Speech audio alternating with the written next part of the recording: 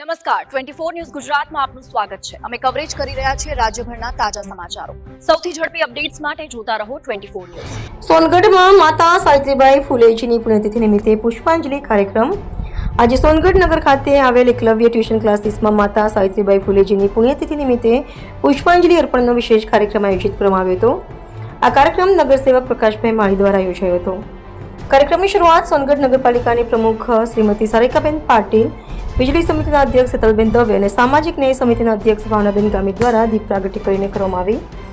આ પ્રસંગે સોનગઢ નગરના લોકપ્રિય નેતાઓ અને સામાજિક કર્મઠો ઉપસ્થિત રહ્યા, જેમાં ભારતીય જનતા પાર્ટીના મહામંત્રી ડોક્ટર રૂપસિંહભાઈ રાજપૂત, શાસક પક્ષના નેતા યોગેશભાઈ મરાઠે, કેબિનેટ સમિતિના અધ્યક્ષ અને એકલવ્ય ટ્યુશન ક્લાસીસના સંચાલક પ્રકાશભાઈ માળી સહિત શેખરભાઈ પાટીલ, રાઘવેન્દ્રભાઈ શિંદે, હિમાંશુભાઈ દવે, રાકેશભાઈ માળી, આયુષભાઈ માળી અને ભાવિક માળી સામેલ રહ્યા।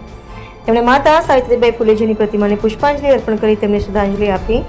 કાર્યક્રમના અંતે સૌને આ પ્રસંગે મળેલા સંદેશ અને વિચારોથી સમાજ સેવાની ભાવના વધારવાનો સંકલ્પ કર્યો।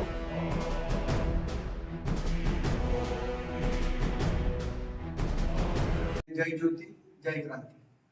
આજ રોજ શેખર પાટીલ સાહેબના ટ્યુશન ક્લાસીસની અંદર માતા સાવિત્રીબાઈ ફૂલેજીની પુણ્યતિથિ નિમિત્તે માતા સાવિત્રીબાઈ ફૂલેજીને પુષ્પાંજલિ અર્પણનો કાર્યક્રમ આયોજિત કરવામાં આવ્યો હતો।